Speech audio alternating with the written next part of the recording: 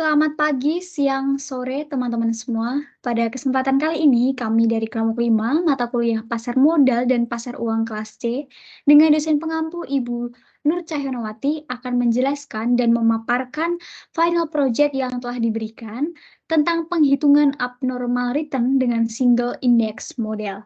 Perkenalkan, saya Nasya Nanda Pratiwi dan rekan saya Lintang Ananta Widyotomo.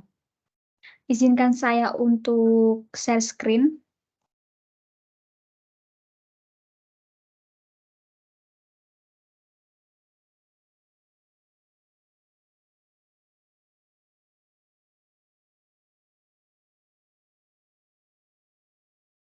Nah, langkah pertama yang dapat kita lakukan adalah dengan memilih salah satu event yang nantinya akan kita jadikan dasar dalam penghitung abnormal return.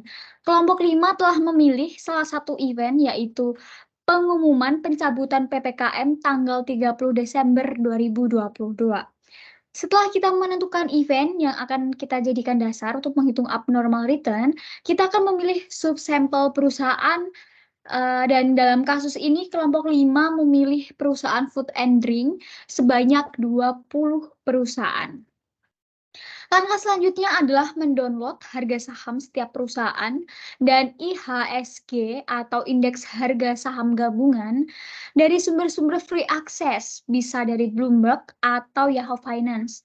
Kami dari kelompok 5 memilih untuk mendownload di Yahoo Finance. Namun di video kali ini kami tidak fokus dan tidak secara spesifik menjelaskan tentang cara mendownload harga saham.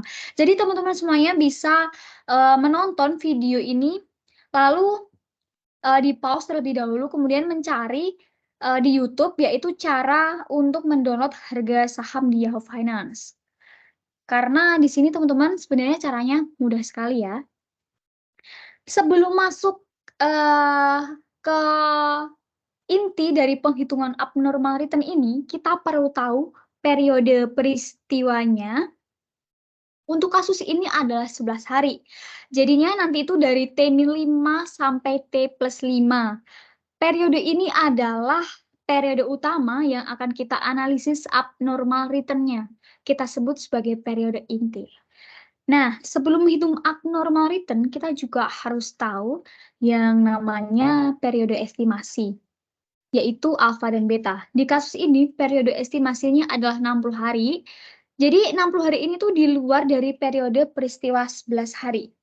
Periode estimasi ini itu digunakan untuk menghitung alfa dan beta dengan single index model dalam menentukan expected return. Nah, namun sebelum kita menghitung setiap kolom yang telah kami buat, teman-teman semua jadi perlu nih menentukan mana yang T0 atau tanggal peristiwanya, kemudian T-5 yaitu periode sebelum tanggal peristiwa dan T+5 atau 5 hari setelah peristiwa. Di sini untuk periode peristiwa atau tanggal peristiwanya adalah 30 Desember 2022 yang kita beri highlight kuning. Kemudian T-5-nya kita highlight dengan warna hijau, lalu T+5-nya kita highlight dengan warna biru. Nah, sebenarnya hasil dari tabel di sini adalah sudah kita potong, sudah kita cut. Karena sebenarnya yang kita download dari Yahoo Finance itu adalah sampai 460 sheet. Seperti itu ya. Jadi kita potong hanya sebanyak 70 hari saja. Yaitu 60 hari periode estimasi yang kita beri highlight pink. Kemudian 11 hari untuk periode intinya. Nah, setelah kita menemukan nih harga saham setiap perusahaan dan kemudian indeks harga saham gabungan, kita masukkan ke dalam satu tabel. Di sini kita ambil sampel perusahaan AISA atau itu adalah kode saham dari perusahaan atau PT FKS Food Sejahtera Tbk. Nah, jadi data harga di sini adalah data harga yang close. Seperti itu. Nah, selanjutnya kita adalah menghitung yang dinamakan RIT. RIT ini adalah harga saham individual. Berarti kalau Aisyah, itu adalah harga saham dari Aisyah. Seperti itu ya teman-teman. Kemudian cara menghitungnya adalah dengan cara harga saham saat ini, berarti kita di sini akan menghitung RIT untuk 3 Oktober, berarti harga saham saat ininya adalah 3 Oktober, yaitu 184 ini. Kemudian kita kurangi dengan tanggal sebelumnya, harga sebelumnya, berarti 164 sekian. Kemudian kita bagi dengan harga saham sebelumnya juga. Seperti itu ya teman-teman, bisa lihat di sini. Kemudian kita enter.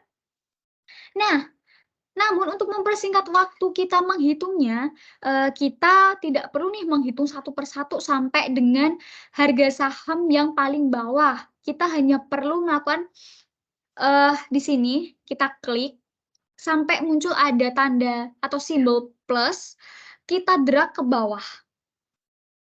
Nah, maka di sini harganya akan hasil RIT-nya atau return-nya ini tuh sudah terhitung sampai di saham yang terakhir. Harga saham di periode yang terakhir.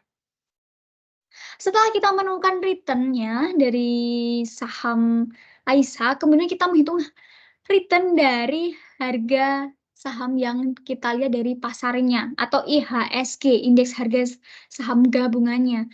Caranya sama seperti kita mencari RIT, yaitu harga saham saat ini dikurangi dengan harga saham sebelumnya, kemudian dibagi dengan harga saham sebelumnya.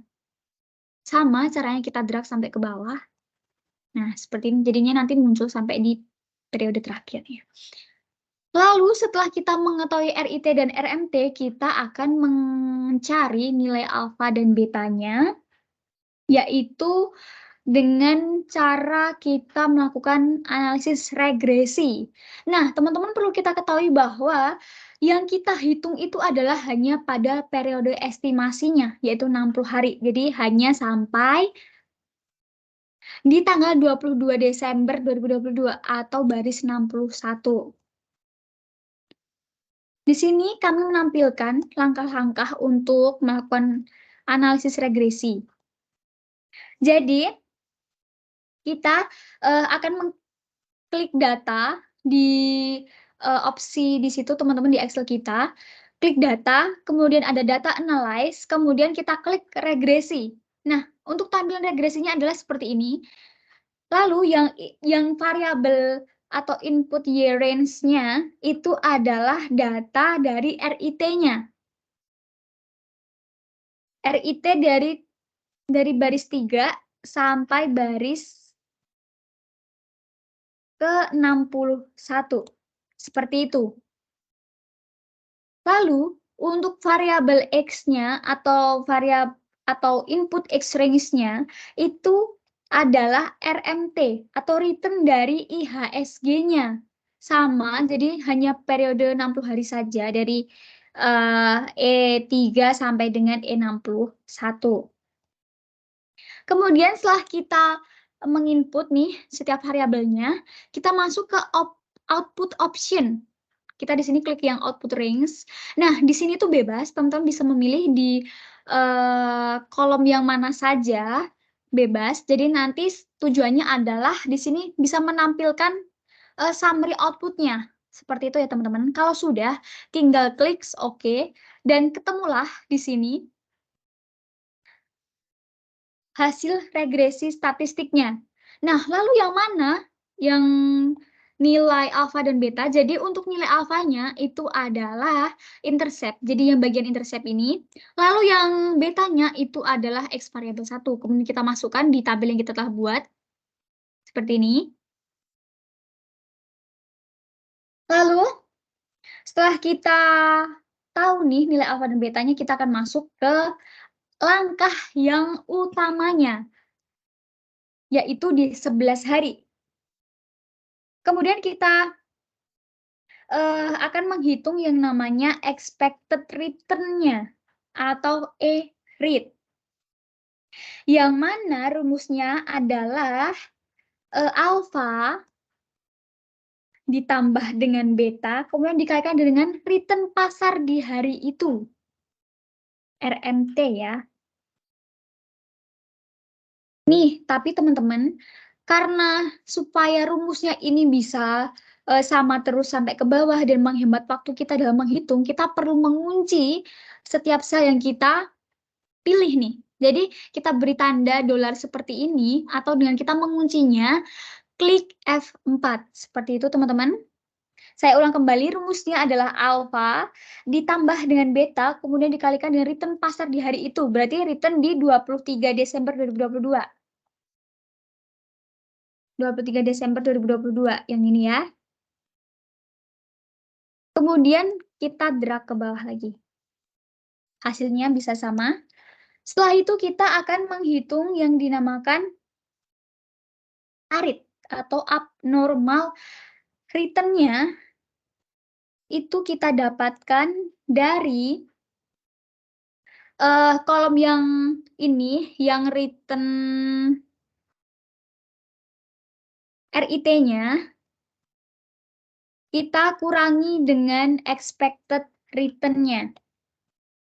Sama, kita drag ke bawah dan hasilnya sudah ketemu.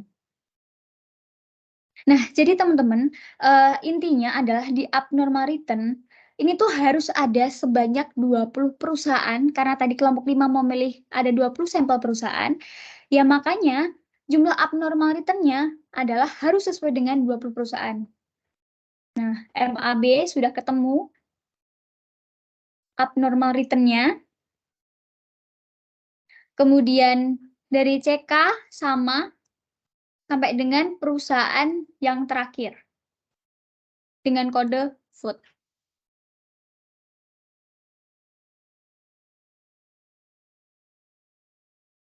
Untuk selanjutnya akan dijelaskan oleh Lintang. Baik, untuk langkah selanjutnya, data dari setiap abnormal return perusahaan akan kita kumpulkan di satu tabel, yaitu di sheet yang sama, yaitu AAR dan CAAR, dengan mengcopy pastenya. Nah, lalu di tabel ini kita juga akan menghitung AAR dan CAAR, yang mana AAR ini merupakan average abnormal return. Jadi, harus dirata-rata karena kita menggunakan lebih dari satu sampel perusahaan, sedangkan CAR merupakan cumulative average abnormal return.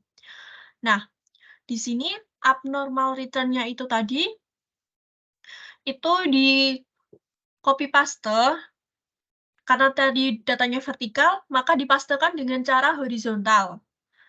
Copy,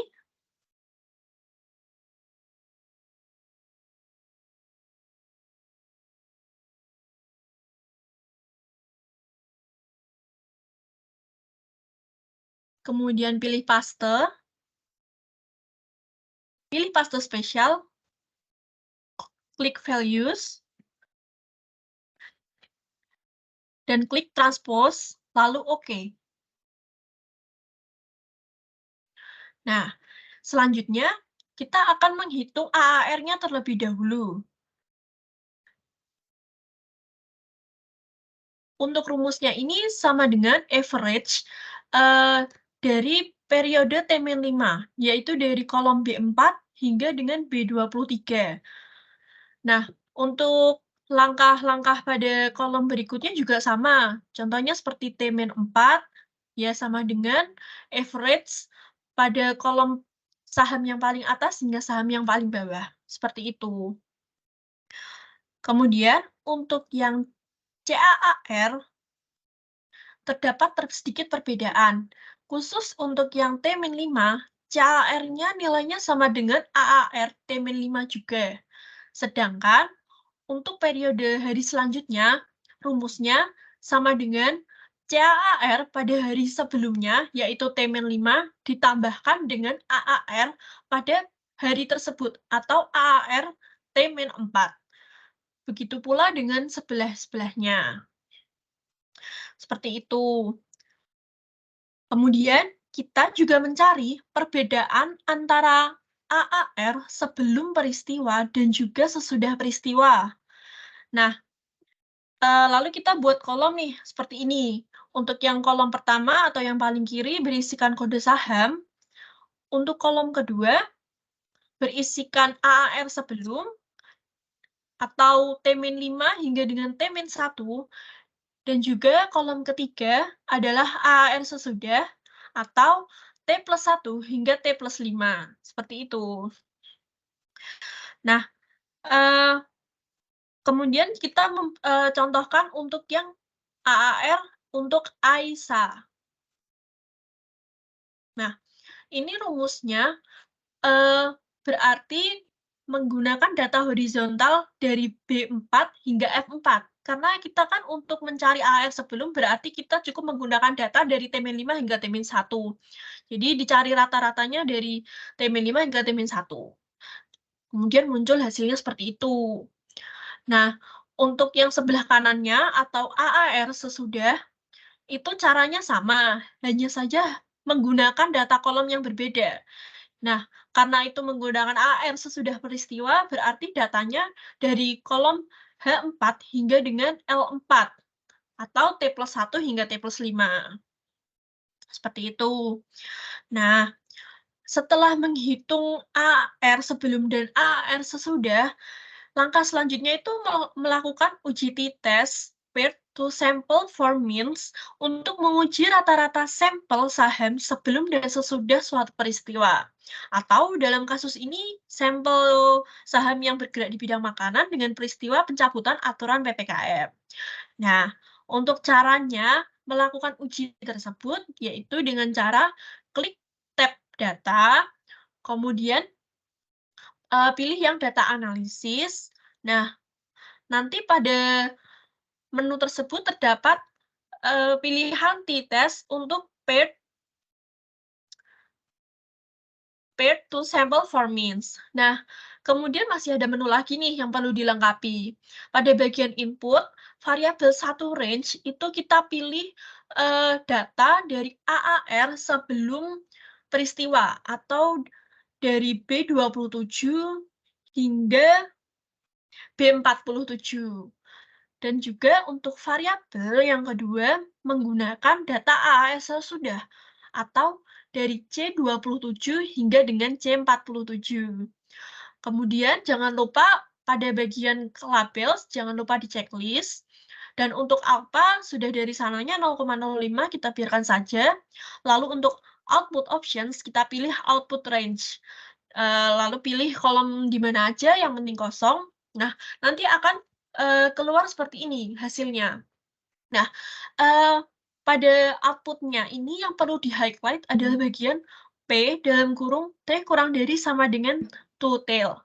Nah, di situ dapat dilihat nilainya adalah 0,580664523, yang berarti nilai dari yang ber-highlight kuning itu lebih besar dari alpha yang tertera pada menu tersebut atau yang tadi sudah disebutkan 0,05. Nah, jika 0,5 itu lebih dari 0,05, artinya atau mengindikasikan bahwa perbedaan dalam rata-rata setiap sampel antara periode sebelum peristiwa dengan periode setelah peristiwa itu tidak terlalu signifikan, seperti itu.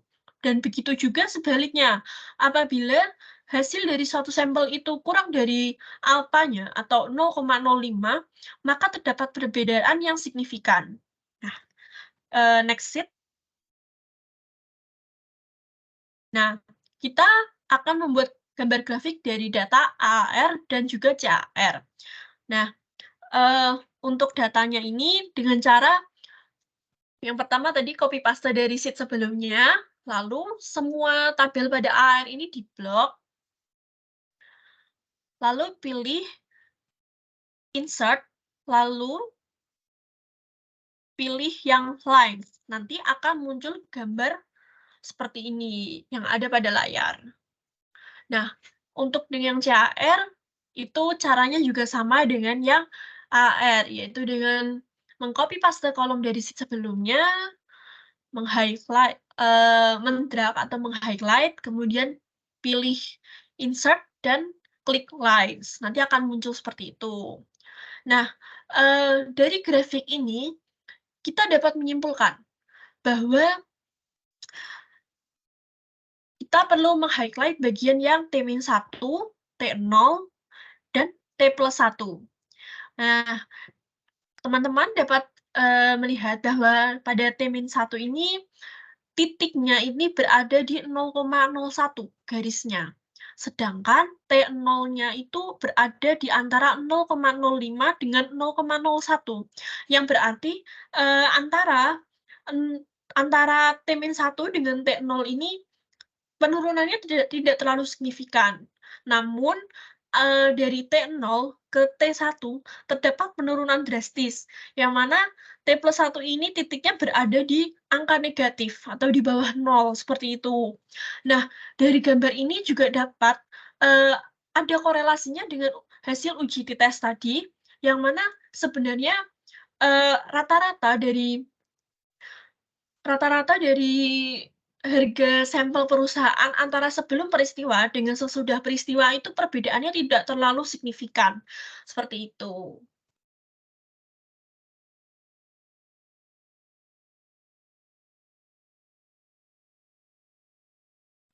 Baik, dengan berakhirnya, pemaparan materi dari kelompok kami mengucapkan terima kasih atas segala perhatiannya dan juga mohon maaf apabila masih terdapat kesalahan dalam tugas proyek kami.